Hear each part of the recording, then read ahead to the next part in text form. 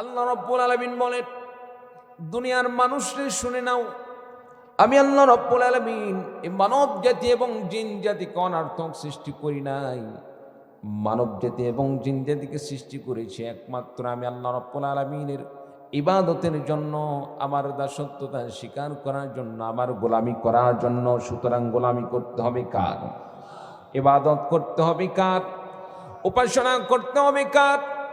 একমাত্র আল্লাহ রাব্বুল আলামিনের ইবাদত করতে হবে। আমার ভাইরা, আমার বন্ধুগণ, দুঃখের বিষয় আজকে আপনি আমি আল্লাহ রাব্বুল আলামিনের সৃজিত মানুষ হই। আল্লাহ রাব্বুল আলামিন আপনাকে আমাকে যে উদ্দেশ্যে সৃষ্টি করলেন, আপনার আমার উদ্দেশ্য ভুলে গিয়ে আল্লাহ রাব্বুল আলামিনের ইবাদত বাদ দিয়ে আজকে আমি বিভিন্ন প্রকার আপনি আমি আল্লাহকে বাদ দিই, আল্লাহ রাব্বুল আলামিনকে বাদ দিয়ে মাখলুকাতের ইবাদতের মধ্যে লিপ্ত হয়ে গেছি। আমার ভাইরা, আমার বন্ধুগণ, যদি আপনি আমি আল্লাহ রাব্বুল আলামিনের ইবাদত করি, তাহলে আখিরাতে আল্লাহ রাব্বুল আলামিন মাফ করে দিবেন।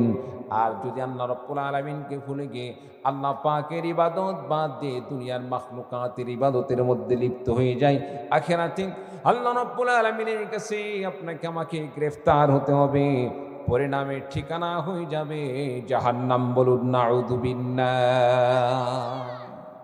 আল্লাহ রাব্বুল আলামিন তো অনর্থক সৃষ্টি করেন নাই, আল্লাহ পাক সৃষ্টি করেছেন তার ইবাদত করার জন্য। বলুন সুবহানাল্লাহ।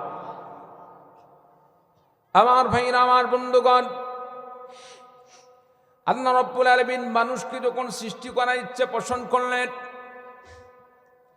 আল্লাহ রাব্বুল আলামিন ফেরেশতাদের সাথে আল্লাহ রাব্বুল আলামিন পরামর্শ করলেন, আমি মানব জাতিকে সৃষ্টি করতে চাচ্ছি, আমি আদমকে সৃষ্টি করতে চাচ্ছি, আমি দুনিয়াতে মানব সৃষ্টি করতে চাচ্ছি।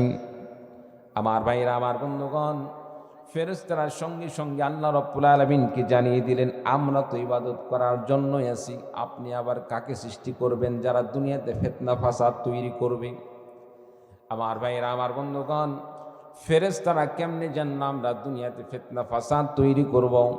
ফেরেশতারা কি গায়েবের খবর জানে? কথা বলে। ফেরেশতারা তো গায়েবের খবর জানে না। তাহলে কিসের উপর ভিত্তি করে ফেরেশতারা বলল দুনিয়াতে তারা ফিতনা ফাসাদ তৈরি করবে? আল্লাহ রাব্বুল আলামিন তুমি তাদেরকে সৃষ্টি করো না। আমার ভাইয়েরা, আমার বন্ধুগণ, এক পর্যায়ে আল্লাহ রাব্বুল আলামিন তাদেরকে জানান দিলেন, আল্লাহ পাক জানিয়ে দিলেন, মানুষ দুনিয়াতে ফিতনা ফাসাদ তৈরি করবে না। ফেরেশতারা যে মূলত ফিতনা ফাসাদের কথা বলেছে, এটা মূলত তারা অনুমান করে বলেছিল। কারণ মানব জাতির সৃষ্টির পূর্বে আল্লাহ রাব্বুল আলামিন জিন জাতির মাধ্যমে দুনিয়াতে আল্লাহ রাব্বুল আলামিন জিন জাতিদেরকে প্রেরণ করেছিলেন। এই জিন জাতিরা যখন দুনিয়াতে ফিতনা ফাসাদ তৈরি করা শুরু করে দিল, আল্লাহ রাব্বুল আলামিন এই জিন জাতিকে ফেরেশতাদের মাধ্যমে আল্লাহ রাব্বুল আলামিন নিঃশেষ করে দিলেন। সামান্য কিছু যেগুলো অবশিষ্ট থাকলো, তাদের মাধ্যমে এখন দুনিয়াতে জিনের এই জিনদের অবস্থানটা দুনিয়াতে আমরা লক্ষ্য করতে পারছি। আমার ভাইরা, আমার বন্ধুগণ, আল্লাহ রাব্বুল আলামিন ফেরেশতাদের তাদের মন্তব্যকে আল্লাহ রাব্বুল আলামিন মিথ্যা রূপে আল্লাহ রাব্বুল আলামিন সেটাকে আল্লাহ রাব্বুল আলামিন প্রমাণিত করতে গিয়ে আল্লাহ পাক মানব জাতিকে সৃষ্টি করলেন আর বলে দিলেন, আমি মানব জাতিকে আমার ইবাদতের জন্য সৃষ্টি করলাম। আমার ভাইরা, আমার বন্ধুগণ, আল্লাহ রাব্বুল আলামিন আদম আলাইহিস সালামকে সৃষ্টি করলেন, আর আদম আলাইহিস সালাম আল্লাহ রাব্বুল আলামিনের ইবাদতের মধ্যে লিপ্ত হয়ে গেলেন। বলুন সুবহানাল্লাহ। মানব জাতিকে আল্লাহ রাব্বুল আলামিন শ্রেষ্ঠ মর্যাদা দান করেছেন। কেন? মানব জাতির শ্রেষ্ঠত্ব অর্জনের পিছনে মূল রহস্য কি? ফেরেশতারা কি কোনোদিন গুনাহ করতে পারে? কথা বলেন। আপনারা কি বোবা নাকি? একটু কথা বলেন না। ফেরেশতারা কি গুনাহ করতে পারে? পারে না। কারণ ফেরেশতাদের তো গুনাহ করার শক্তি নাই। কি বলেন, ঠিক কিনা? আমার ভাইরা, আমার বন্ধুগণ, আরো যত প্রাণী রয়েছে আল্লাহ রাব্বুল আলামিন এক এক প্রাণীকে এক একটি কাজে আল্লাহ রাব্বুল আলামিন নিয়োজিত করে রেখেছেন। ডাব গাছের কাজ হলো সারা জীবন সে ডাব দান করবে, এটা আল্লাহ রাব্বুল আলামিনের নির্দেশ। জমিনের কাজ হলো জমিন স্থির থেকে আল্লাহ রাব্বুল আলামিনের নির্দেশ পালন করবে। ফেরেশতাদেরকে আল্লাহ রাব্বুল আলামিন যাকে যে নির্দেশ দান করেছেন সে সেই নির্দেশ পালন করবে, এটাই স্বাভাবিক। যেই ফেরেশতার উপর মধ্যে আছে সে রুকুর মধ্যেই থাকবে, সে কোনোদিন সিজদায় যাবে না। যেই ফেরেশতা সিজদার মধ্যে রয়েছে সে সিজদার মধ্যে থাকবে, সে কোনোদিন রুকুতে যাবে না। আল্লাহ রাব্বুল আলামিন যেই ফেরেশতাকে যেই দায়িত্ব দান করেছেন তার বিপরীত সে কোনোদিন করবে না, কারণ আল্লাহ রাব্বুল আলামিন তার জন্য সেই আমলকে, সেই কাজকে আল্লাহ পাক ফিট করে দিয়েছেন। আমার ভাইরা, আমার বন্ধুগণ, কিন্তু মানুষকে আল্লাহ রাব্বুল আলামিন এমন একটি চাহিদা দান করলেন, বান্দারে তোমাকে ইবাদত করতে হবে, আমি আল্লাহ রাব্বুল আলামিনের জন্য তোমার ইবাদত করতে হবে, নামাজ পড়তে হবে, রোজা রাখতে হবে, হজ করতে হবে, যাকাত দিতে হবে, সাথে সাথে তোমার অন্তরের একটি মনের চাহিদা দান করলাম। তুমি শয়তানের প্ররোচনায় পড়ে তুমি মনের চাহিদা পূরণ করতে গিয়ে অনেক সময় আমি আল্লাহ রাব্বুল আলামিনকে ভুলে যেতে পারো, দুনিয়ার লোভ লালসার মধ্যে পড়ে যেতে পারো। যদি কোনো বান্দা দুনিয়ার লোভ লালসার ভালোবাসা অন্তরের মধ্যে আসার পরেও আমি আল্লাহ রাব্বুল আলামিনকে প্রাধান্য দিয়ে কোনো বান্দা যখন ইবাদত করবে, আমি আল্লাহ রাব্বুল আলামিনকে খুশি করার জন্য ইবাদতের মধ্যে লিপ্ত হয়ে যাবে, আমি আল্লাহ রাব্বুল আলামিন ঘোষণা দিয়ে দিলাম সেই লোকটাই হলো আমি আল্লাহ রাব্বুল আলামিনের কাছে শ্রেষ্ঠ। বলুন সুবহানাল্লাহ। আপনাকে আমাকে আল্লাহ তাআলা গুনাহ করার শক্তি দান করেছেন। গুনাহ করার শক্তি থাকা সত্ত্বেও, মনের চাহিদা থাকা সত্ত্বেও মনকে সান্ত্বনা দেই, দুনিয়ার জিন্দেগি শেষ নয়, আখিরাতে আল্লাহর জান্নাতে যেতে হবে। আল্লাহর জান্নাত পেতে হলে দুনিয়াতে নিজের মনের চাহিদাকে দমন করতে হবে, মনের চাহিদাকে দমন করতে হবে। জেনা করতে কার মন চায় না? কি বলেন, ঠিক কিনা? অন্যায়ভাবে কামাই করতে কার মন চায় না? সকলের মন চায় একটু টাকার মালিক হোক। হালাল পথে কামাইয়ের চাইতে হারাম পথে কামাই বেশি। কি বলেন, ঠিক কিনা? যে সমস্ত ভাইরা অন্যায়ভাবে কামাই করে, ঘুষ খায়, বিগত সময় আমরা অনেক লক্ষ্য করে দেখছি, ঘুষের টাকায় দেখা যাচ্ছে সাধারণ একজন সরকারি কর্মচারী 10 তলা 20 তলা বিল্ডিং করে বসে আছে ঢাকার বুকে। কি বলেন, আছে না নাই? এই যে হারাম পথে কামাই করলো, সম্মানিত উপস্থিতি, হারাম পথে কামাই করে সে এত টাকার মালিক হল। ইচ্ছা করলে আপনি আমিও তো করতে পারি, কিন্তু করতেছি না কেন? অন্তরে বুঝ দিচ্ছি যে না, হারাম পথে কামাই করতে পারি, অন্যায় কাজ করতে পারি, জেনা ব্যভিচার করতে পারি, কিন্তু জেনা ব্যভিচার করলে দুনিয়ার কেউ না দেখলে যিনি দেখেন তার নাম কি? আর জোরে বলেন, নাম কি? আল্লাহ রাব্বুল আলামিন দেখেন। সুতরাং আল্লাহ পাকের কাছে যদি আপনাকে আমাকে মাফ পেতে হয়, দুনিয়ার জিন্দেগি শেষ নয়, আখিরাতে আল্লাহ পাকের কাছে মাফ পাইতে হবে, আল্লাহ পাকের জান্নাতে যেতে হবে। এই জন্য গুনাহ করার শক্তি থাকা সত্ত্বেও, মনের চাহিদা থাকা সত্ত্বেও গুনাহ না করে, গুনাহকে পায়ের তলে আমরা নিক্ষেপ করে আমরা আল্লাহর সন্তুষ্টির জন্য নামাজের জন্য দাঁড়িয়ে যাই। চিৎকার দিয়ে বলুন, ঠিক কিনা? আমার ভাইরা, আমার বন্ধুগণ, এজন্য আল্লাহ রাব্বুল আলামিন মুমিন বান্দাদেরকে সফল বলে ঘোষণা দান করেছেন। আল্লাহ রাব্বুল আলামিন ইমানদারদেরকে আল্লাহ রাব্বুল আলামিন সফল বলে কামনা করেছেন। আল্লাহ রাব্বুল আলামিন মুমিন বান্দাদেরকে, ঠিক আছে ঠিক আছে, দোয়া চাই, দোয়া করবেন ইনশাআল্লাহ। মুমিন বান্দাদেরকে মানব জাতিকে আল্লাহ রাব্বুল আলামিন শ্রেষ্ঠ জাতি হিসাবে ঘোষণা করেছেন, কারণ মানব জাতিকে আমি গুনাহ করার শক্তি দান করলাম। গুনাহ করার শক্তি পাওয়ার পরে গুনাহ না করে সেই ইবাদতের মধ্যে কাটিয়ে দেয়। এই জন্য মানব জাতি আল্লাহ রাব্বুল আলামিনের কাছে, আল্লাহ পাকের কাছে মানব জাতি শ্রেষ্ঠ। আমার ভাইরা, আমার বন্ধুগণ, মানব জাতির জন্য আল্লাহ রাব্বুল আলামিন কোরআনে কারিমের মধ্যে 2টি নির্দেশ প্রদান করেছেন। এই 2টি নির্দেশ সম্পর্কে আপনাদের সামনে আমি কিছুক্ষণ আলোচনা করতে চাই। 2টি বিষয় যদি আমি ঘন্টাখানি সময় নেই, সময় দেওয়া যাবে কি? সময় দেওয়া যাবে কি? কোন কোন ভাই শেষ পর্যন্ত থাকবেন? তো হাত তুলে আল্লাহ তাআলাকে দেখিয়ে দিন। লিল্লাহি তাকবীর, লিল্লাহি তাকবীর।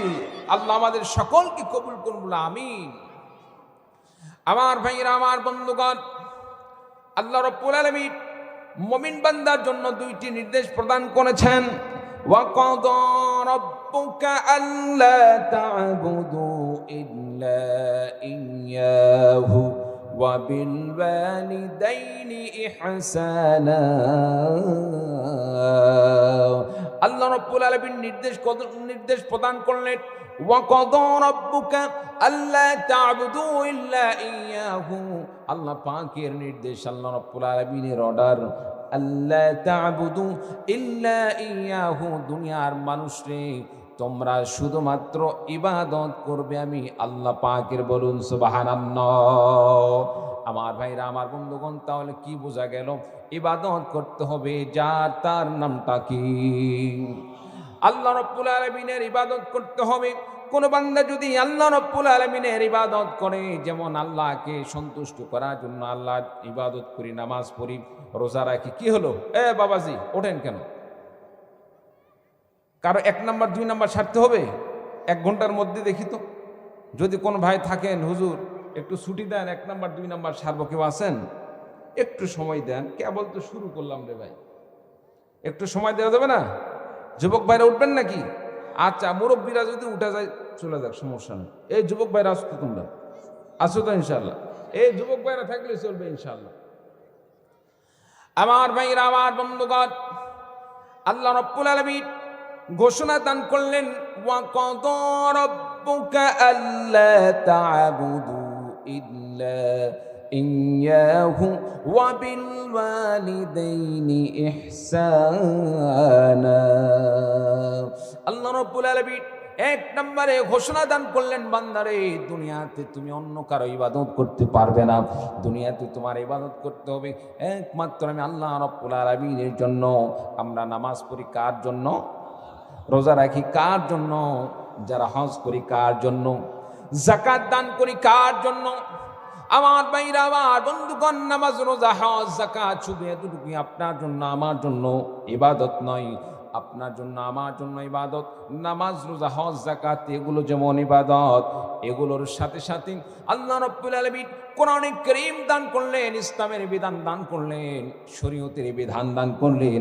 এই কোরআনের বিধান দিয়ে রাষ্ট্র পরিচালনা করার জন্য, সমাজ পরিচালনা করার জন্য, আপনি আমি যদি সমাজ ব্যবস্থা কোরআন দিয়ে না পরিচালনা করি, কোরআনে কারীমের বিধান দিয়ে যদি আপনি আমি রাষ্ট্র পরিচালনা না করে কোনো প্রকার চেষ্টাই করলাম না, শুধু নামাজ পড়লাম, রোজা রাখলাম, হজ করলাম, যাকাত দিলাম, সব করলাম, রাষ্ট্রীয়ভাবে ইসলামকে প্রতিষ্ঠা করার স্বপ্ন দেখলাম না, চেষ্টা করলাম না, আল্লাহর কসম করে বলছি, আখিরাতে আল্লাহ রাব্বুল আলামিনের কাছে আপনাকে আমাকে ধরা খেতে হবে। চিল্লা বলুন ঠিক কিনা?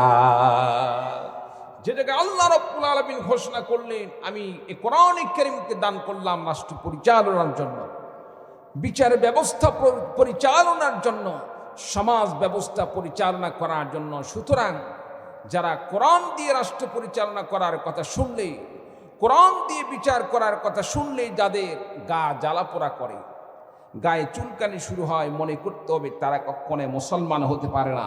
তারা 1 নম্বরে মুনাফিক। চিৎকার দিয়ে বলুন মুসলমান ঠিক কিনা? সম্মানিত উপস্থিতি, এই জন্য আপনি আমি মুসলমান হিসাবে আপনার আমার মনের চাহিদা হবে, সমাজ ব্যবস্থাকে প্রতিষ্ঠা করতে হবে, পরিচালনা করতে হবে কোরআনের বিধান দিয়ে। কি বলেন ঠিক কিনা? আমার ভাইরা, আমার বন্ধুগণ, যে দেশে শতকরা 95% মুসলমান, আজকে আপনি আমি কোরআনের বিধান দিয়ে রাষ্ট্র পরিচালনা থেকে দূরে আছি। কারণ কি? আপনার আমার পেছনে বড় একটি শক্তি কাজ করতেছে, যারা আমাদেরকে আটকে রেখেছে, কৌশলে আমাদেরকে বেঁধে রেখেছে। সেই জিঞ্জির এখন আমরা ছিঁড়তে পারি নাই। সম্মানিত উপস্থিতি, মুসলমান আমরা যদি একটাবার জাগ্রত হই, আল্লাহর কসম করে বলছি, বিশ্বের বিভিন্ন জায়গা আমরা লক্ষ্য করছি, মুসলমানরা যখন কোরআনের বিধান প্রতিষ্ঠা করার জন্য ঝাঁপিয়ে পড়ছে, কোনো জায়গায় তারা পিছপা হয় না। চিৎকার দিয়ে বলুন ঠিক কিনা? সিরিয়ার বুকে লক্ষ্য করে দেখুন, ফিলিস্তিনের বুকে লক্ষ্য করে দেখুন, আফগানিস্তানের বুকে লক্ষ্য করে দেখুন, সেগুলোতে আল্লাহ রাব্বুল আলামিন কোরআনে কারীমের বিধান দিয়ে রাষ্ট্র পরিচালনার ব্যবস্থা করে দিয়েছেন। সংগ্রামী ভাইরা আমার, আজকে বাংলাদেশের আমার যুবক ভাইরা যদি রাসূলুল্লাহ সাল্লাল্লাহু আলাইহি সাল্লামের সাহাবী হযরত খাব্বাব রাদিয়াল্লাহু তাআলা আনহুর মতো, আমার বন্ধুগণ হযরত ওমর রাদিয়াল্লাহু তাআলা আনহুর মতো, হযরত আলী রাদিয়াল্লাহু তাআলা আনহুর মতো যদি ইসলামের জন্য ঝাঁপিয়ে পড়ে, আল্লাহর কসম করে বলছি, বাংলার জমিনে কোরআনের বিধান, কোরআনের রাজপথ কায়েম হবেই হবে। চিৎকার দিয়ে বলুন ঠিক কিনা?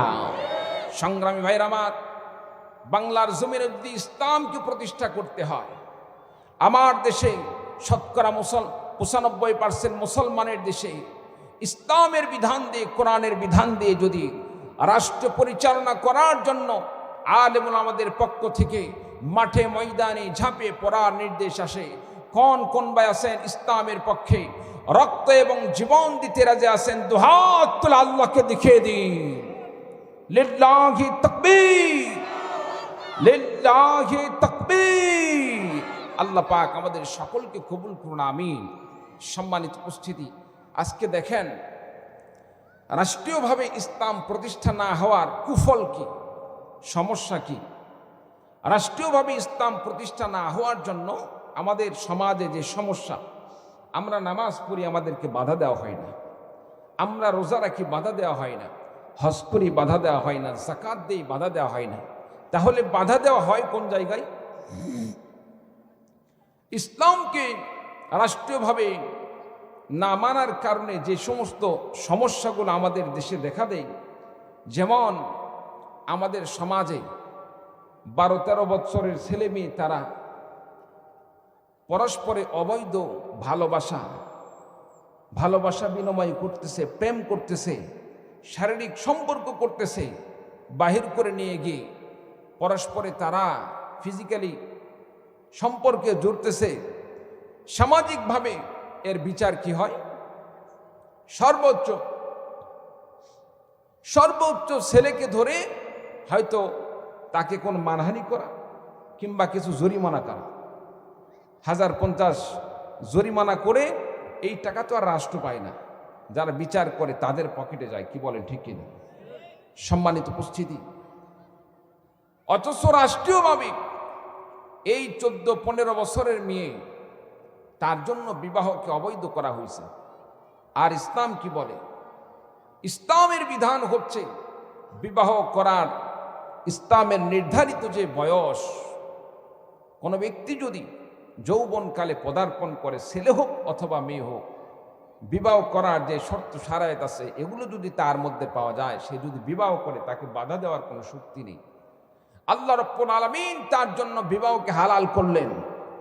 তারা বিবাহের মাধ্যমে স্বামী স্ত্রী তাদের শারীরিক মনের চাহিদাটা হালাল পন্থায় তারা পূরণ করতে পারত। কিন্তু আপনি যখন তার সামনে রাষ্ট্রীয় আইনের মাধ্যমে তাকে বাধা দান করলেন, অটোমেটিকভাবে সে কিন্তু হারাম পন্থায় নিজের মনের চাহিদা পূরণ করতে সে সুযোগ খুঁজে নেবে, পথ খুঁজে নেবে। কি বলেন, ঠিক কিনা?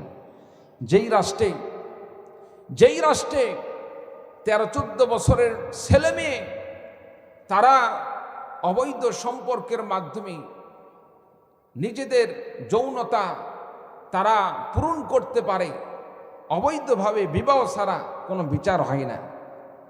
অথচ একই কাজ বিবাহর মাধ্যমে শরঈ বিধানের মাধ্যমে করলে, রাষ্ট্রীয় আইনের মাধ্যমে বিবাহ বিচ্ছেদ করে দেওয়া হচ্ছে, জেলে রাখা হচ্ছে, কারাগারে আবদ্ধ করে রাখা হচ্ছে। এই রকম অনেক ইসলাম বিদ্বেষী আমাদের সমাজে কিছু কার্যকলাপ চলতেছে, শুধুমাত্র ইসলামী সমাজ ব্যবস্থা না থাকার কারণে, কোরআনের বিধান না থাকার কারণে এগুলোকে আমরা বাস্তবায়ন করতে পারছি না। সম্মানিত উপস্থিতি, সুতরাং ইসলামকে পরিপূর্ণভাবে মানতে হলে কোরআনের বিধান দিয়ে রাষ্ট্র পরিচালনা করা ছাড়া বিকল্প কোনো পথ নাই। চিৎকার দিয়ে বলুন, ঠিক কিনা? আমার ভাইরা, আমার বন্ধুগণ, এই জন্য আল্লাহ রাব্বুল আলামিন কোরআনে কারীমের মধ্যে বলেন, উদখুলু ফিস সিলমি কাফা।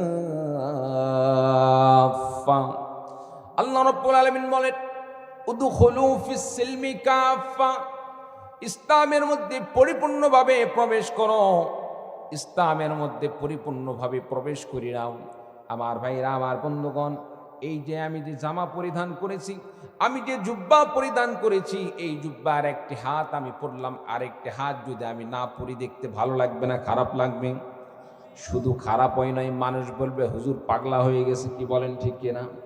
হুজুর এমন করে পোশাক পরলো কেন? পোশাক পরার নিয়ম হলো পরিপূর্ণ পোশাকটা পরবে। ডান হাত যেভাবে হাতের ভিতর দিয়ে প্রবেশ করাইছে, বাম হাতকেও সেভাবে প্রবেশ করাতে হবে। আল্লাহ রাব্বুল আলামিন সে কথাই কোরআনে কারীমের মধ্যে মুমিন বান্দাদের ইসলাম মানার সম্পর্কে ঘোষণা দিয়ে বলেন, উদখুলু ফিস সিলমি কাফা ওয়ালা তাত্তাবিউ খুতুওয়াতিশ শাইতান। আল্লাহ রাব্বুল আলামিন বললেন, রে বান্দারা, তোমরা পরিপূর্ণ ইসলামকে মেনে নাও। নামাজে গিয়ে শুধু ইসলাম মানবা, রোজা রাখতে গিয়ে শুধু ইসলাম মানবা, হজ করতে গিয়ে শুধু ইসলাম মানবা, মিষ্টি খাবার সুন্নত পালন করতে গিয়ে শুধু ইসলাম মানবা, আর রাষ্ট্র পরিচালনা করতে গিয়ে রাষ্ট্রীয়ভাবে ইসলামকে প্রতিষ্ঠা করার জন্য তোমাকে রক্ত দিতে হবে, জীবন দিতে হবে। এমন কষ্টের ইসলামকে তুমি মেনে নিবা না, এটা কখনোই তোমার জন্য পরিপূর্ণ ইসলাম মানা হলো না। ইসলামকে যদি পরিপূর্ণভাবে তুমি মানতে চাও, অবশ্যই তোমাকে ইসলামকে পরিপূর্ণভাবে মানতে হবে। আর ইসলামকে পরিপূর্ণভাবে মানতে হলে অবশ্যই রাষ্ট্রীয়ভাবে ইসলামকে প্রতিষ্ঠা করার জন্য আপনাকে আমাকে সর্বাত্মকভাবে চেষ্টা করে যেতে হবে। চিন্না বলুন ঠিক কিনা? আমার ভাইরা, আমার বন্ধুগণ, এই জন্য আল্লাহ রাব্বুল আলামিন কোরআনে কারীমের মধ্যে বলেন, ওয়াকাদা রাব্বুকা আল্লা তা'বুদু ইল্লা ইয়্যাহু ওয়া বিল ওয়ালিদাইনি ইহসানা। আল্লাহ পাক এক নম্বরে বান্দার জন্য নির্দেশ করেন, বান্দা ইবাদত করতে হবে সবেমাত্র আমি আল্লাহ পাকের জন্য, বলুন সুবহানাল্লাহ। দুই নম্বর আল্লাহ রাব্বুল আলামিন কি বলেন? ওয়া বিল ওয়ালিদাইনি ইহসানা, মা বাবার সাথে সৎ ব্যবহার করতে হবে। সুবহানাল্লাহ বলেন। মা বাবার সাথে সৎ ব্যবহার করতে হবে, খারাপ আচরণ করা যাবে না। আমরা অনেক সময় মা বাবা বুড়া হয়ে গেলে, বৃদ্ধ হয়ে গেলে মা বাবাকে আমরা দেখতে পারি না, মা বাবাকে আমরা সহ্য করতে পারি না। মা বাবা বাড়িতে থাকলে আমরা অনেকে বোঝা মনে করি। এইরকম সমাজে কিছু লোক আছে না নাই? কি বলেন ভাই, আছে না নাই? ওই মা বাবা এক সময়, মা বাবার যৌবনকালে আপনি আমি যখন তাদের মাধ্যমে দুনিয়াতে আসলাম, ওই মা বাবা যখন আপনাকে আমাকে কষ্ট করে মানুষ করেছে, মা যৌবনকালে আপনাকে আমাকে দুধ পান করিয়েছে, আপনাকে আমাকে আলগিয়ে রেখেছিল, সে সময় মা কতই না আপনার কাছে আমার কাছে ভালোবাসার পাত্র ছিল। মাকে ছাড়া কিছুই বুঝতাম না। একটু আড়াল হলে, মা একটু আড়াল হলে মেনে নিতে পারতাম না। মা ছাড়া অন্য কেউ যদি একটু সময় আমাকে কিছু সময়ের জন্য মা ছাড়া অন্য কারো কাছে রাখা হলে আমরা এটা মেনে নিতে পারতাম না। কি বলেন ঠিক কিনা? ছোট্ট বাচ্চাকে, নির্বোধ বাচ্চাকে যদি মা ছাড়া অন্য কোনো মানুষের কাছে রেখে মা যদি বাজারে যায়, মা যদি ডাক্তারের কাছে যায়, আর সন্তান যদি খেয়াল করে 1 ঘন্টা 2 ঘন্টা ধরে মা নাই, বলেন তো দেখি ছোট বাচ্চার মন খারাপ হয় কি হয় না? আমার কথা কি আপনারা বোঝেন না? কথা বোঝেন না? একবার তাকবীর লাগাতে পারবেন? তাকবীর দিতে পারবেন? মনে হয় শয়তানে একটু ভর করছে, গলার আওয়াজ পাচ্ছি না আপনাদের।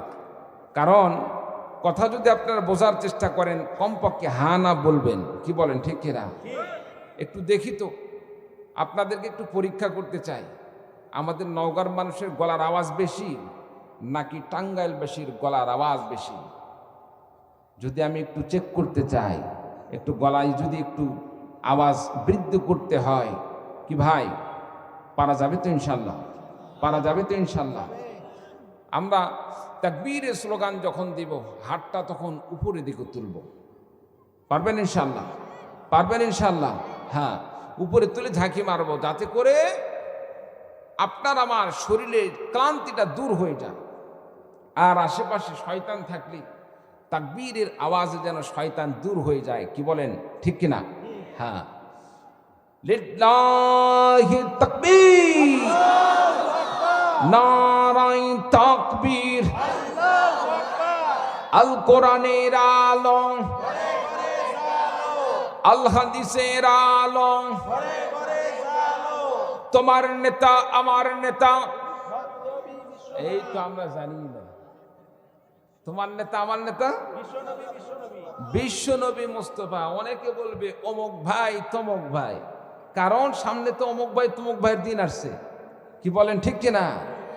10 টাকায় 20 টাকায় মানুষ আজকে বিক্রয় হয়ে যায়, 100-200 টাকা পেলেই মানুষ বিক্রয় হয়ে যায়। আরে ভাই, দুনিয়াতে এই 200-100 টাকার মাধ্যমে যদি তোমার মূল্যবান একটি সম্পদ সিল মারাকে, এই সিলকে যদি তুমি তোমার একটি মতামতকে যদি তুমি বিক্রয় করে দাও, দাজ্জাল তো এখনো আসেই নাই, কি বলেন ঠিক কিনা? যেই দাজ্জালে দুই হাতের মধ্যে আল্লাহ তাআলা জান্নাত জাহান্নাম দিবে, দাজ্জাল বলবে এটা জান্নাত এটা জাহান্নাম, যদি জান্নাতে যেতে চাও আমাকে আল্লাহ বলো, আর যদি জাহান্নামে যেতে চাও তাহলে তোমার ঠিকানা কিন্তু আমি সেভাবে ব্যবস্থা করব, আমাকে আল্লাহ না মানলে তোমাকে জাহান্নাম দান করব। সম্মানিত উপস্থিতি, দাজ্জালের হাতে যে জান্নাত থাকবে সেটা মূলত জাহান্নাম, দাজ্জাল যে জান্নাত দেখাবে সেটা মূলত কি? জাহান্নাম। আর যে জাহান্নাম দেখাবে সেটাই কিন্তু মূলত জান্নাতের রাস্তা।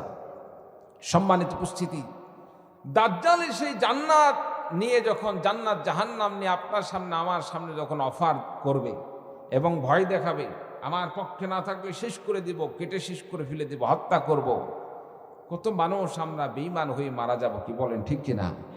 সম্মানিত উপস্থিতি, এই জন্য সামান্য দুনিয়ার এই নগণ্য মূল্যের কারণে আপনার আমার মূল্যবান সম্পদ, আপনার আমার মতামত, আপনার আমার রায়কে কোন দুর্নীতিবাজ, কোন ইসলাম বিদ্বেষী, কোন চরমপন্থী ইসলাম বিরোধীদের পক্ষে আপনার আমার রায় কখনো দিতে পারে না, কি বলেন ঠিক কিনা?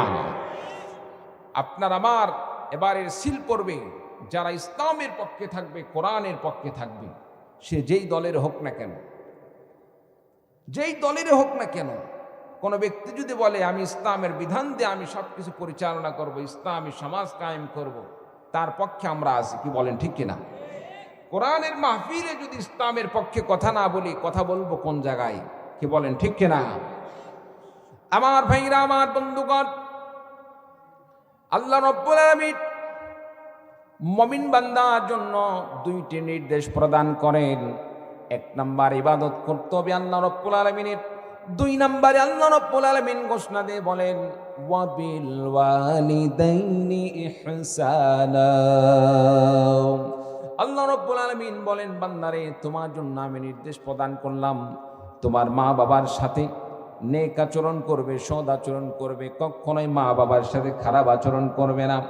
আমার ভাইরা, আমার বন্ধুগণ, আমরা অনেকেই মা বাবাকে বৃদ্ধকালে মা বাবাকে দেখতে পারি না, মা বাবাকে আমরা নিজেদের উপর বোঝা মনে করি, শয়তানের তাড়নায় পড়ে কিংবা স্ত্রীর বিভিন্ন প্রকার তাদের চাপের কারণে মা বাবার সাথে সম্পর্ক খারাপ করে, এরকম আছে না নাই?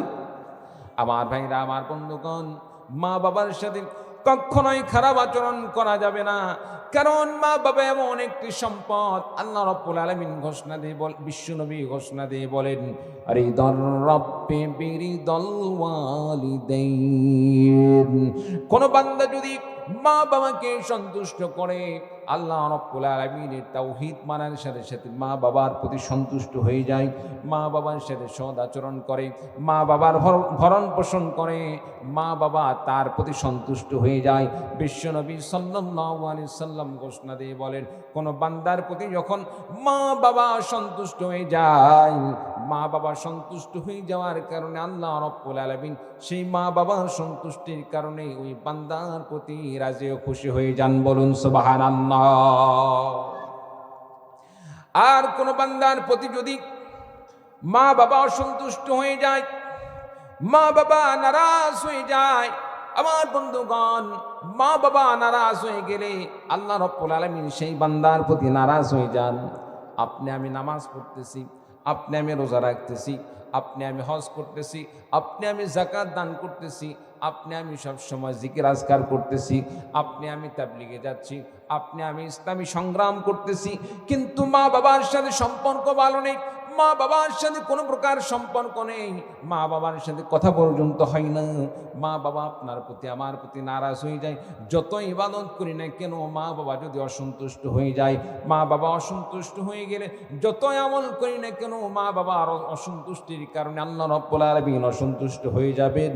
আমার ভাইরা, আমার বন্ধুগণ, বিশ্বনবী সাল্লাল্লাহু আলাইহি সাল্লাম হাদিস শরীফের মধ্যে ঘোষণা দিয়ে বলেছেন, আকবারুল কাবাইরি আকবারুল কাবাইর সালাসাতুন, সবচাইতে বড় গুনাহ হলো তিনটি।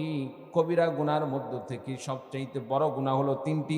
তার মধ্যে এক নম্বরে হচ্ছে আল ইশরাকু বিল্লাহ, আল্লাহ পাকের সাথে শিরিক করা।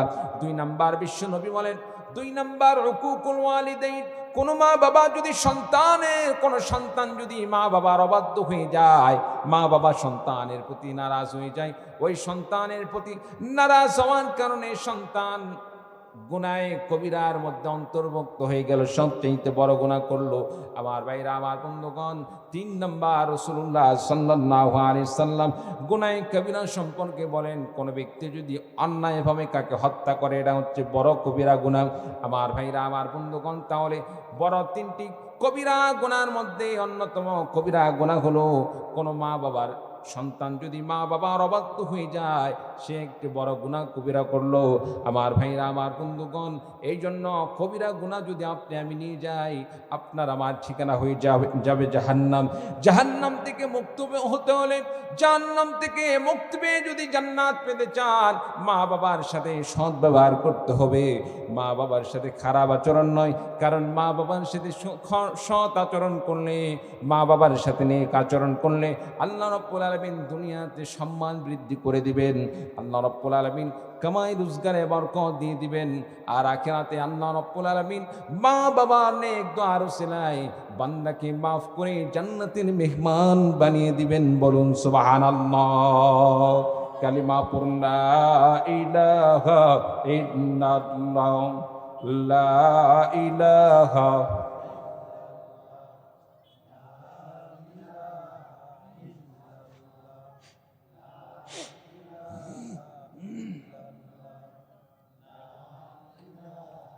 আর জোরে লা ইলাহা।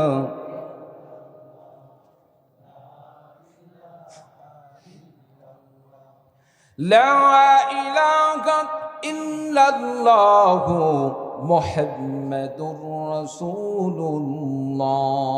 সকলেই পড়ি সাল্লাল্লাহু আলাইহি ওয়াসাল্লাম। আমার ভাইরা, আমার বন্ধুগণ, বিশ্বনবী বললেন সবচেয়ে বড় গুনাহ হলো 3টি। কয়টি? আরো জোরে বলুন, কয়টি? 1 নাম্বার হচ্ছে আল্লাহ পাকের সাথে শিরিক করা, আল্লাহ রাব্বুল আলামিনের সাথে শিরকের মধ্যে লিপ্ত হয়ে যাওয়া। যেমন নামাজ পড়লাম আল্লাহকে খুশি করার জন্য, 5 ওয়াক্ত নামাজ পড়লাম আল্লাহকে খুশি করার জন্য, এই নামাজের সাথে সাথে আর 1 ওয়াক্ত নামাজ পড়লাম আল্লাহ নয় খাজা বাবাকে খুশি করার জন্য। বলুন তো এটা শিরিক না ইবাদত? শিরিক। আমার ভাইরা, আমার বন্ধুগণ, রোজা রাখলাম আল্লাহকে খুশি করার জন্য, আর একদিন রোজা রাখলাম কোন খাজা বাবাকে খুশি করার জন্য। আমার ভাইরা, আমার বন্ধুগণ, সিজদা করতে হবে আল্লাহকে। আল্লাহকে সিজদার সাথে সাথে কোনো মাজারে গিয়ে যদি সিজদা করি, কোন মানুষের কাছে সিজদা করি, দুনিয়ার অন্য কোনো মাখলুকাতকে সিজদা করি, এগুলো হয়ে যাবে শিরিক। আর শিরিকের গুনাহ কেমন?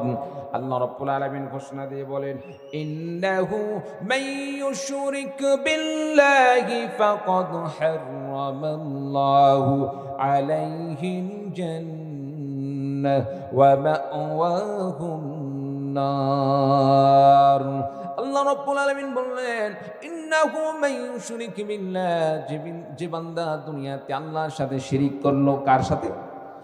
আল্লাহর সাথে শিরিক করলো, ফাকাদ হারামাল্লাহু, আল্লাহ পাক বলেন যে বান্দা আল্লাহ রাব্বুল আলামিনের সাথে শিরিক করলো, আল্লাহ রাব্বুল আলামিন তার জন্য জান্নাতকে হারাম করে দেন। বলুন নাউযু বিল্লাহ। ওয়া মাওয়াহুন নার, আর সে ব্যক্তি তার বাসস্থান করে নেই জাহান্নাম। আমার ভাইরা, আমার বন্ধুগণ, তাহলে ইবাদতের ক্ষেত্রে আপনাকে আমাকে খেয়াল রাখতে হবে। নামাজ পড়ব, রোজা রাখবো, হজ করব, যাকাত দান করব, ইবাদতের ক্ষেত্রে আপনাকে আমাকে শিরিক মুক্ত ইবাদত করতে হবে, বিদআত মুক্ত ইবাদত করতে হবে। কোন বান্দা যদি শিরিক মুক্ত ইবাদত করে, আল্লাহ রাব্বুল আলামিন বান্দার অল্প আমল হইলে বান্দার জন্য অল্প আমল নাজাতের জন্য যথেষ্ট করে দিবেন। বলুন সুবহানাল্লাহ। আমার ভাইরা, আমার বন্ধুগণ, বলতেছিলাম কবিরা গুনাহ 3টি। 1 নাম্বার আল্লাহ রাব্বুল আলামিনের সাথে শিরিক করা, 2 নাম্বার উকুকুল ওয়ালিদাইন, মা বাবার সাথে অবাধ্যতা করা। যারা মা বাবার সাথে অবাধ্য করবে, মা বাবার কথা শুনবে না, মা বাবার কথা অমান্য করবে, এই সমস্ত বান্দারা গুনাহ কবিরা করলো। 3 নম্বরে আল্লাহ রাব্বুল আলামিনের হাবিব বিশ্ব নবী বললেন, যে বান্দা অন্যায়ভাবে কোন মানুষকে হত্যা করলো, সে কবিরা গুনাহ করলো। আমার ভাইরা, আমার বন্ধুগণ, কোন বান্দা যদি মা বাবার সেবা করে, আল্লাহ রাব্বুল আলামিন মা বাবার সেবার উসিলায় বান্দার কপালকে খুলে দেন। বান্দার জন্য আল্লাহ রাব্বুল আলামিন যথেষ্ট হয়ে যান, তার কামাই রোজগারে বরকত দিয়ে দেন। আর কোন বান্দা যদি মা বাবার অবাধ্য হয়ে যায়, আল্লাহ রাব্বুল আলামিন তার প্রতি নারাজ হয়ে যান, যতই সে বড় ইবাদতকারী হোক না কেন। আমার ভাইরা, আমার বন্ধুগণ, রাসূলুল্লাহ সাল্লাল্লাহু আলাইহি সাল্লামের কত সাহাবীরা ছিলেন। আমার ভাইরা, আমার বন্ধুগণ, সাহাবায়ে কেরামদের জীবনে যদি আপনি আমি পড়ি, তাহলে আপনাকে আমাকে সেখান থেকে শিক্ষার বিষয় রয়েছে। কি করলে মা বাবা সন্তুষ্ট হবে, মা বাবা সন্তুষ্ট হলে আপনার আমার লাভ কি, আর মা বাবা অসন্তুষ্ট হয়ে গেলে আপনার আমার ক্ষতি কি। আমার ভাইরা, আমার বন্ধুগণ, রাসূলুল্লাহ সাল্লাল্লাহু আলাইহি সাল্লামের সাহাবী হযরতে আলকামা রাদিয়াল্লাহু তাআলা আনহু জীবনী পড়ে দেখুন। আলকামা রাদিয়াল্লাহু তাআলা আনহু স্ত্রীকে অনেক ভালোবাসতেন, মায়ের সাথে তেমন একটি সম্পর্ক ভালো ছিল না, যার কারণে ইন্তেকালের সময় যখন হয়ে গেল, হযরত আলকামা রাদিয়াল্লাহু তাআলা আনহুর জবান দিয়ে কালিমা বের হচ্ছে না। আমার ভাইরা, আমার বন্ধুগণ, সাহাবায়ে কেরামগণ চিন্তার মধ্যে পড়ে গেলেন, কি হলো, আলকামার এই অবস্থা হলো কেন, আজকে তার মৃত্যুর সময় কেন কালিমা নসিব হচ্ছে না। সাহাবায়ে কেরামগণ বিশ্ব নবী সাল্লাল্লাহু আলাইহি সাল্লামের কাছে বিষয়টি জানালেন। নবীজি আসলেন, আসার পরে আলকামা রাদিয়াল্লাহু তাআলা আনহুর দৃশ্যটি দেখে বিশ্ব নবী সাল্লাল্লাহু আলাইহি সাল্লাম বললেন, আলকামার মা কি জীবিত আছে? সাহাবায়ে কেরামগণ বললেন, হ্যাঁ, আলকামার মা জীবিত আছে। আলকামার মা অনেক বৃদ্ধ মানুষ, বয়স্ক মানুষ। বিশ্বনবী এইবার তার মাকে ডাকলেন, সাহাবীরা যাও, আমার সাহাবীর মাকে নিয়ে আসো। আলকামার মাকে উপস্থিত করা হলো। বিশ্বনবী বললেন, রে আলকামার মা, আপনার সন্তান সম্পর্কে আপনার ধারণা কি? মা বললেন, নবী গো, আমার সন্তান আমার সাথে তেমন সদাচরণ করতো না। স্ত্রীকে পেয়ে স্ত্রীর জন্য সে সব কিছু করত, স্ত্রীকে খুশি রাখার জন্য। আমি মায়ের জন্য তেমন তার দরদ ছিল না, সুতরাং সন্তানের সম্পর্কে আমার কাছে ভালো কোনো ধারণা নাই। বিশ্বনবী এখান থেকে বুঝতে পারলেন মায়ের অন্তরের বদদোয়ার কারণে আজকে আলকামার জবান দিয়ে কালিমা নসিব হচ্ছে না। আমার ভাইরা, আমার বন্ধুগণ, নবীজি বললেন, মা রে, সন্তানকে মাফ করে দাও। আলকামার মা কিছুতেই মাফ করতে চায় না। এবার নবীজি বললেন, সাহাবীরা যাও, কিছু খড়ি নিয়ে আসো, কিছু কাঠ নিয়ে আসো, কিছু খড়ি নিয়ে আসো। আগুন জ্বালিয়ে আলকামাকে দুনিয়া থেকে জ্বালিয়ে পুড়িয়ে শেষ করে দেই। আলকামার মায়ের সামনে যখন এই কথা বলা হলো, আলকামার মা বিশ্বনবীকে বাধা দিয়ে চোখ দিয়ে দরদর করে পানি পড়া শুরু হয়ে গেল। আর নবীজিকে বললেন, ইয়া রাসূলুল্লাহ, ইয়া হাবিবাল্লাহ, আমি আমার সন্তানকে মাফ করে দিয়েছি, বলুন সুবহানাল্লাহ। হযরত আলকামা রাদিয়াল্লাহু তাআলা আনহুর মা সন্তানকে ক্ষমা করে দিলেন। বিশ্বনবী বললেন, মা রে, সন্তানের জন্য আল্লাহ রাব্বুল আলামিনের কাছে দোয়া করো। আল্লাহ রাব্বুল আলামিন মায়ের দোয়া ফেলে দেন না। সালাসু দাওয়াতিন মুস্তাজাবাতুন লা শাক্কা ফিহিন্না, তিনজন ব্যক্তি এমন রয়েছে তাদের দোয়া কখনো আল্লাহ রাব্বুল আলামিন ফেলে দেন না। তিনজন ব্যক্তি দোয়া কবুল করেন। এক নাম্বার হলো দাওয়াতুল ওয়ালিদ, পিতামাতা যদি সন্তানের জন্য দোয়া করে, নবীজি বললেন, পিতামাতা যদি সন্তানের জন্য কোনো দোয়া করে, আল্লাহ রাব্বুল আলামিন সেই দোয়া ফেলে দেন না। আমার ভাইরা, আমার বন্ধুগণ, এই জন্য আপনি আমি সন্তানের জন্য দোয়া করতে হবে। সন্তানের জন্য যদি বেশি বেশি দোয়া করি, আল্লাহ রাব্বুল আলামিন বাবা মার দোয়ার উসিলায় সন্তানের কামাই রোজগারের মধ্যে আল্লাহ রাব্বুল আলামিন বরকতে ভরপুর করে দিবেন, বলুন সুবহানাল্লাহ। অনেক মা বাবা সন্তানের মাধ্যমে একটু কষ্ট পাইলেই, একটু ব্যথা পাইলেই নেক দোয়া তো পরের কথা, মুখে বলে দেয়, মরতে পারিস না। কি বলেন, বলে কি বলে না? সম্মানিত উপস্থিতি, বিশেষ করে মাদের কি বলবো, কথায় কথায় সন্তানদেরকে তোরে দেখতে চাই না, মরতে পারিস না, এই সে হ্যানত্যান, এই সমস্ত কথা কখনোই বলবেন না, কারণ সে তো আপনার সন্তান। আপনি যখন অন্তরে ব্যথা পাইলেন, কষ্ট পাইলেন, এই কষ্ট পাওয়ার সঙ্গে সঙ্গে আপনি যে তাকে বললেন মরতে পারিস না, আপনার কথা যদি আল্লাহ কবুল করে নেন আর চোখের সামনে যদি সন্তানের ধ্বংস আসে, সন্তান যদি মারা যায়, সন্তানের যদি বড় ক্ষতি হয়, দুনিয়ার কোনো মানুষ কষ্ট না পাইলে যেই মা সন্তানের জন্য বদদোয়া করলো সেই মাই কিন্তু সবচেয়ে বেশি কষ্ট পাবে। চিল্লা বলুন ঠিক কিনা? এই জন্য মা বাবাদেরকে ধৈর্য ধারণ করতে হবে, সন্তানদের বিষয়ে অনেক ধৈর্যশীল হতে হবে। বড় হওয়ার পরে একটু উল্টাপাল্টা করলেই সন্তানের জন্য যে বদদোয়া দেওয়া হয়, এইরকম কষ্ট তো ছোট্ট কালেও দান করেছিল। কি বলেন ঠিক কিনা? এই সন্তান শিশুকালে শীতের রাত্রিতে আপনার কোলে পেশাব করে আপনার শুকনা কাপড়গুলো ভিজে দিল।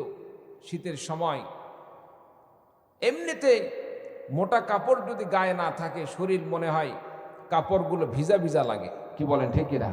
বেশি শীত পড়লে কাপড়গুলো মনে হয় ভিজা ভিজা লাগে। ওই সময় সন্তান পেশাব করে দিল, সন্তানকে তো আপনি মারেন নাই, সন্তানের কাপড়কে চেঞ্জ করে দিয়ে আপনি আরো ভালো কাপড় দিয়ে কুসুমের ব্যবস্থা করে দিলেন। ওই সন্তান যখন বড় হয়ে একটু আপনার সামনে কোনো বেয়াদবি করে, সঙ্গে সঙ্গে আপনি বেয়াদবি করার কারণে বদদোয়া দিয়ে দিলেন। আল্লাহ যদি আপনার বদদোয়াকে কবুল করে ধ্বংস করে দেয়, অন্য কারো ক্ষতি হবে না, ক্ষতি হবে আপনার। এমন একটি সময় আসবে আপনি কান্না করেও শেষ করতে পারবেন না। চিল্লা বলুন ঠিক কিনা? আমার ভাইরা, আমার বন্ধুগণ, বিশ্ব নবী বললেন সালাসু দাওয়াতিন মুস্তাজাবাতুন লা শাক্কা ফীহিন্না, তিন শ্রেণীর মানুষের দোয়া আল্লাহ রাব্বুল আলামিন কখনোই ফেলে দেন না, কখনোই ফিরিয়ে দেন না। এক নাম্বার হচ্ছে দাওয়াতুল ওয়ালিদ, পিতামাতার দোয়া। দুই নাম্বার দাওয়াতুল মুসাফির। দুই নম্বরে বিশ্বনবী বললেন কোন মুসাফির ব্যক্তি যদি মা বাবার জন্য, মুসাফির ব্যক্তি যদি কারো জন্য দোয়া করে, মুসাফির ব্যক্তির দোয়া আল্লাহ রাব্বুল আলামিন ফেলে দেন না, দোয়া কবুল করে নেন। তিন নম্বর বিশ্বনবী বললেন দাওয়াতুল মাজলুম, নির্যাতিত এবং অত্যাচারিত কোন ব্যক্তি যখন আল্লাহ রাব্বুল আলামিনের কাছে দোয়া করে, জালেমের বিরুদ্ধে দোয়া করে, নবীজি বলেন আল্লাহ রাব্বুল আলামিন তার দোয়াকে ফেরত দেন না। আমার ভাইরা, আমার বন্ধুগণ, ইতিমধ্যে আমরা একটি যুগের মধ্যে আমরা লক্ষ্য করে দেখলাম কত মাজলুম ব্যক্তি, নির্যাতিত ব্যক্তি, নিপীড়িত ব্যক্তি, যারা নির্যাতনের শিকার হয়ে, অত্যাচারের শিকার হয়ে, জুলুমের শিকার হয়ে কোনো প্রকার প্রতিবাদ করতে পারেন নাই, পাল্টা আক্রমণ করতে পারে নাই, শুধুমাত্র আল্লাহ রাব্বুল আলামিনের কাছে দোয়া করেছিলেন, আয় আল্লাহ রাব্বুল আলামিন, আমাদের হাতে কোনো শক্তি নাই, সব ক্ষমতার মালিক তুমি, সব শক্তির মালিক তুমি। আয় আল্লাহ রাব্বুল আলামিন, আমার কোনো চরিত্রে দাগ ছিল না, চরিত্রে দাগ লাগানো হয়েছে, আমার কোনো অন্যায় ছিল না, অন্যায় দিয়ে আমাকে ফাঁসানো হয়েছে, মামলা দিয়ে বিভিন্ন প্রকার আমাকে জেল জুলুম আমার প্রতি নির্যাতন করা হয়েছে। আল্লাহ রাব্বুল আলামিন, দুনিয়ার কেউ না দেখলে তুমি দেখো, আল্লাহ রাব্বুল আলামিন তুমি এর বিচার নিজ হাতে করো। আমার ভাইরা, আমার বন্ধুগণ, বর্তমানে কিন্তু আমরা লক্ষ্য করে দেখতেছি এক সময় যারাই ক্ষমতার এই শক্তি দিয়ে মানুষদের প্রতি অত্যাচার জুলুম নির্যাতন করেছে, আল্লাহ রাব্বুল আলামিন মাজলুমদের দোয়ার বদৌলতে জালিমদেরকে আল্লাহ রাব্বুল আলামিন ধ্বংস করে দিয়েছেন। চিৎকার দিয়ে বলুন ঠিক কিনা? আমার ভাইরা, আমার বন্ধুগণ, এজন্য তিন শ্রেণীর ব্যক্তির দোয়া আল্লাহ রাব্বুল আলামিন কবুল করেন। তার মধ্যে এক নম্বর হচ্ছে মা বাবার দোয়া। আমার ভাইরা, আমার বন্ধুগণ, মা বাবার দোয়া কবুল না হই, মা বাবার দোয়া আল্লাহ পাক অবশ্যই কবুল করবেন। সন্তান যদি মা বাবার কথা না শুনে, মা বাবা যদি সন্তানের প্রতি অসন্তুষ্ট থেকে যায়, ওই যে হযরতে আলকামা রাদিয়াল্লাহু তাআলা আনহুর যেমন অবস্থা হয়েছিল তেমন অবস্থা হবে। আর যদি সন্তান মা বাবার খেদমত করে, মা বাবা সন্তানের প্রতি সন্তুষ্ট হয়ে যায়, আমার ভাইরা, আমার বন্ধুগণ, বিখ্যাত তাবিঈ হযরতে আমার ভাই আমার বন্ধুগণ, হযরতে ওয়াইস করনী রাদিয়াল্লাহু তাআলা আনহু তার জীবনে পড়ে দেখুন, নবীজিকে দেখতে পাইলেন না, কিন্তু মায়ের সেবা করার কারণে আল্লাহ রাব্বুল আলামিন ওয়াইস করণীকে এত ভালোবাসলেন, আল্লাহ রাব্বুল আলামিন ওয়াইস করণীকে এত কবুল করলেন। আল্লাহ রাব্বুল আলামিন বিশ্ব নবীর নিজের পরিহিত জুব্বা হযরতে ওয়াইস করণীর জন্য আল্লাহ রাব্বুল আলামিন বরাদ্দ দিয়ে দিলেন। বলুন সুবহানাল্লাহ। হযরতে ওয়াইস করণী যিনি সাহাবী ছিলেন না, তাবী ছিলেন, ইয়ামানে বাস করতেন। ইয়ামানে বাস করা অবস্থায় মনে তামান্না জাগলো, নবীর প্রতি ঈমান আনলাম, নবীকে দেখতে পাইলাম না, নবীকে দেখতে পাইলাম না। বাড়িতে বৃদ্ধ মা অসুস্থ, মায়ের সেবা করার জন্য নবীর দরবারে যাইতে পারেন না। নবীর প্রতি আমরা ঈমান আনছি, নবীকে দেখতে মন চায় কি চায় না? নবীকে দেখতে মন চায় কি চায় না? কারো অন্তরে যদি নবীকে দেখার ইচ্ছা থাকে, সৎ নিয়ত থাকে, আল্লাহ রাব্বুল আলামিন স্বপ্ন যুগে হলেও তাকে দেখাইতে পারেন। বলুন সুবহানাল্লাহ। যদি আমাদের নবীকে দেখার ইচ্ছা থাকে দুনিয়াতে, একটি আমলের কথা বলি, আল্লাহ তাআলা নবীর জিয়ারতকে আল্লাহ রাব্বুল আলামিন সহজ করে দিবেন, আসান করে দিবেন। প্রত্যেক দিন রাত্রিবেলা যখন আপনি ঘুমাবেন, ঘুমানোর সময় ওযুর সাথে ঘুমাবেন, ওযুর সাথে ঘুমাবেন, ঘুমানোর দোয়া পড়বেন। যতক্ষণ না ঘুম না আসতেছে ততক্ষণ পর্যন্ত নবীর শানে দরুদ পড়তে থাকবেন। বলুন সুবহানাল্লাহ। নবীর প্রতি যদি দরুদ পড়তে থাকেন নিয়মিত, দরুদ পড়তে পড়তে এক সময় দেখা যাবে এমন একটি দিন আসবে, আল্লাহ রাব্বুল আলামিন ঘুমের ঘরে আল্লাহ পাক নবীকে আপনার সামনে করে দিবেন। সুবহানাল্লাহি ওয়া বিহামদিহি। এই আমলটা করা যাবে ভাই? করা যাবে তো ইনশাআল্লাহ? ঘুমানোর আগ দিয়ে আমরা দরুদ পড়তে থাকবো, রাজি আছেন তো ইনশাআল্লাহ? সম্মানিত উপস্থিতি, হযরতে ওয়াইস করণী বৃদ্ধ মার কারণে ইসলাম গ্রহণ করার পরেও নবীর কাছে যাইতে পারেন না, নবীকে দেখতে পারেন না। নবীর যে একজন সাহাবী হিসাবে রাসূলকে দেখবেন, এই সুযোগ হয় না। কারণ কোন ব্যক্তি যদি রাসূলকে দেখতে পায় ইমানের সাথে যে ব্যক্তি রাসূলকে দেখলো, রাসূলের সাথে সাক্ষাৎ করলো, তার পরিচয় হয়ে যায় সাহাবী। বলুন সুবহানাল্লাহ। আর সাহাবীদের সম্পর্কে বিশ্বনবী বলছেন, সাহাবীরা তারা জান্নাতি, আল্লাহ রাব্বুল আলামিন তাদেরকে উম্মতের মধ্যে সর্বশ্রেষ্ঠ মর্যাদা দান করবেন। বলুন সুবহানাল্লাহ। সম্মানিত উপস্থিতি, বিরক্ত হচ্ছেন? হযরতে ওয়াইস করণী অসুস্থ মা, মনে চাচ্ছে একটু নবীকে দেখতে যাবেন, কিন্তু মা অসুস্থ হওয়ার কারণে মাকে রেখে যেতে পারেন না। কি করবেন? মায়ের কাছ থেকে অনুমতি নিলেন, মা আমি যেতে যাই, যদি আপনি অনুমতি দান করেন।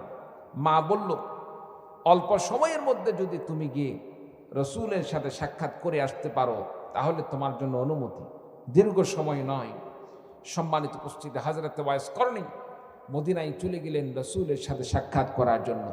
কিন্তু দুঃখের বিষয় হলো, ওয়াইস করণী যখন স্বল্প সময়ের জন্য মদিনায় গেলেন নবীর সাথে সাক্ষাৎ করার জন্য, নবীর বাড়িতে গিয়ে দেখেন বিশ্বনবী নাই। নবীজি সাল্লাল্লাহু আলাইহি সাল্লাম দ্বীনি তাকাজার কারণে বাড়ি ছেড়ে অন্য কোথাও গিয়েছেন।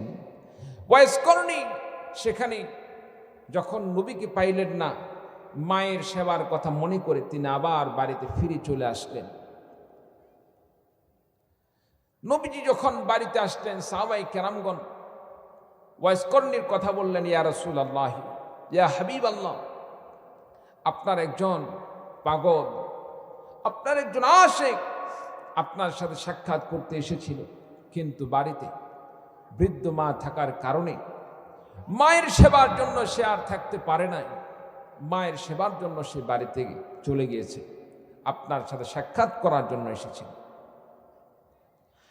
বিশ্বনবী সাল্লাল্লাহু আলাইহি ওয়াসাল্লাম হযরতে উমর রাদিয়াল্লাহু তাআলা আনহুর হাতে একটি জুব্বা তুলে দিলেন আর বললেন, ওমর রে, হয়তোবা আমার সাথে ওয়াইস করণীর কোনোদিন আর সাক্ষাৎ হবে না, তবে আমাকে যেহেতু দেখার জন্য এসেছিল, দেখতে পারে নাই।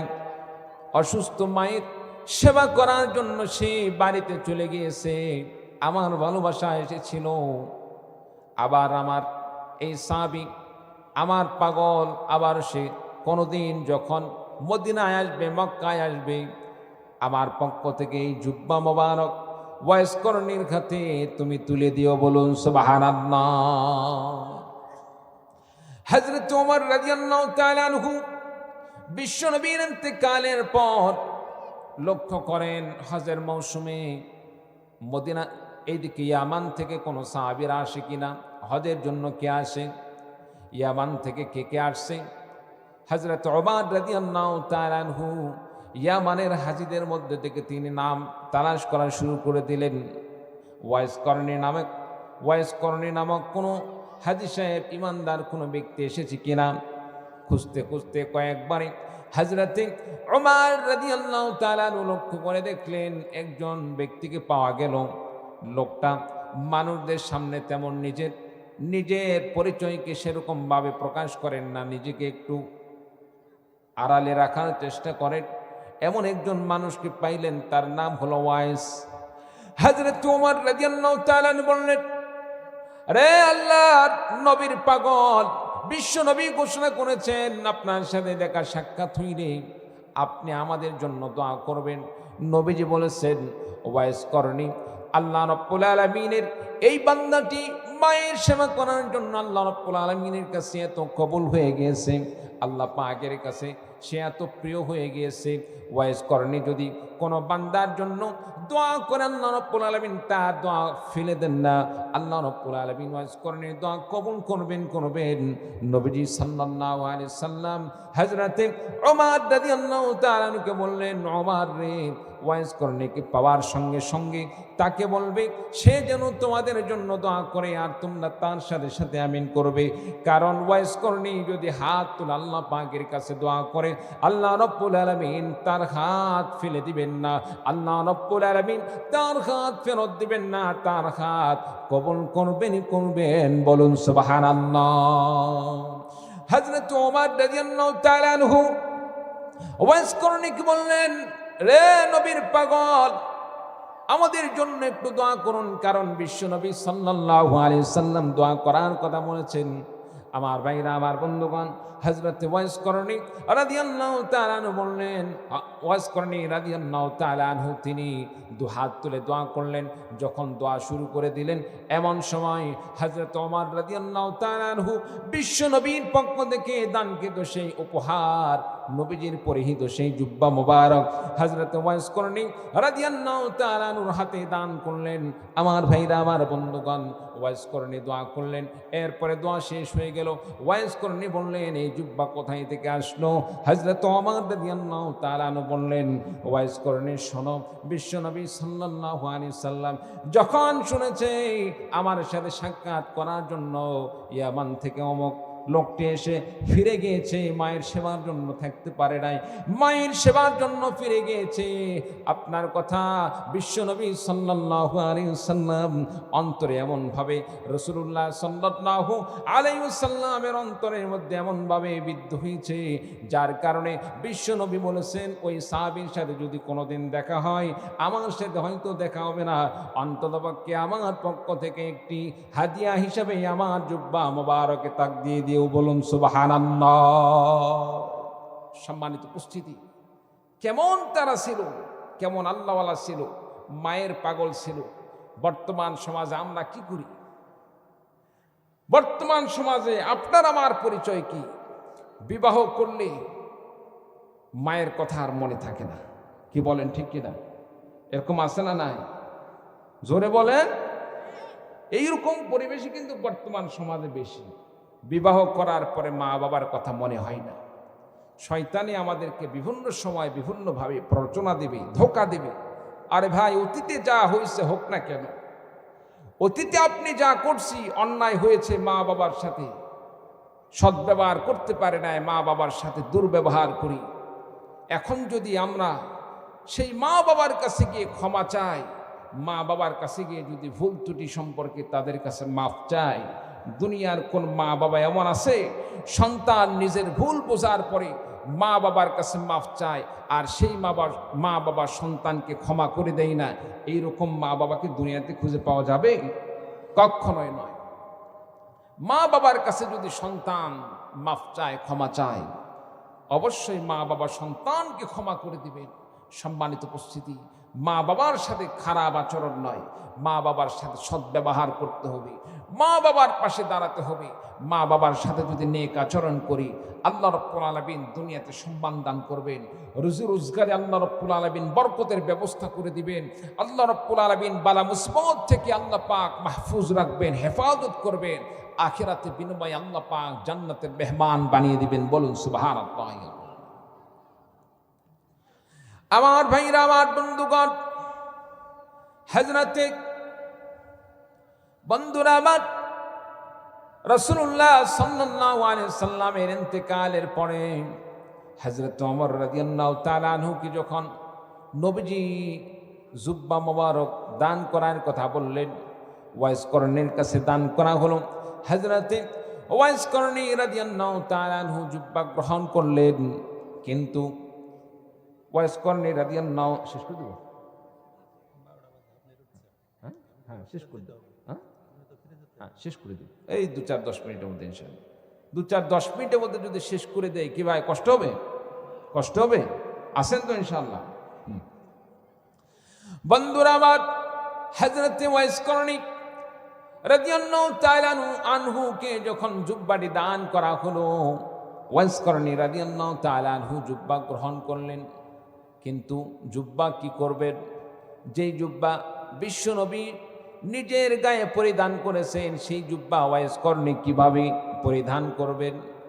ওয়াইস করণী ওসিয়ত করলেন, এই জুব্বা কোনোদিন আমি জীবিত থাকা অবস্থায় আমি পড়তে পারি না, তবে আমি একটি কথা বলে যাই, বিশ্বনবী সাল্লাল্লাহু আলাইহি সাল্লাম যেই জুব্বা পরিধান করেছেন, যেই কাপড়টি নবীজির শরীরের সাথে লেগেছিল, আমার ইন্তেকালের পরে এই জুব্বা মোবারক দিয়ে যদি আমার কাফনের ব্যবস্থা করা হয়, আমার ভাইরা, আমার বন্ধুগণ, ওয়াইস করণী রাদিয়াল্লাহু তাআলা আনহু বললেন, এই জুব্বার মাধ্যমে যদি আমার কাফনের ব্যবস্থা করা হয়, আমাকে যখন কবরে রাখা হবে, আমার গুনার কারণে আমাকে হয়তো সেখানে আযাবের সম্মুখীন হতে পারে, কিন্তু যখন আমার গায়ে, যখন বিশ্বনবীর গায়ে চরিত সেই জুব্বা মোবারক দিয়ে আমাকে কাফন পরানো হবে, নবীর গায়ে লেগে থাকা সেই কাপড় আমার শরীরে কাফনের কাপড় হিসাবে থাকার কারণে কবরে আযাব হবে না। আল্লাহ রাব্বুল আলামিন নবীর গায়ের সেই কাপড় আমার সাথে থাকার কারণে আল্লাহ রাব্বুল আলামিন আমাকে মাফ করে দিয়ে জান্নাতের মেহমান বানিয়ে দিতে পারেন। বলুন সুবহানাল্লাহ। হযরতে ওয়াইস করণী রাদিয়াল্লাহু তাআলা আনহু ইন্তেকাল করলেন। আমার ভাইরা, আমার বন্ধুগণ, সাহাবায়ে কেরামগণ ওয়াইস করণী রাদিয়াল্লাহু তাআলা আনহুকে বিশ্বনবীর সেই জুব্বা মোবারক দিয়ে দাফন কাফনের ব্যবস্থা করলেন।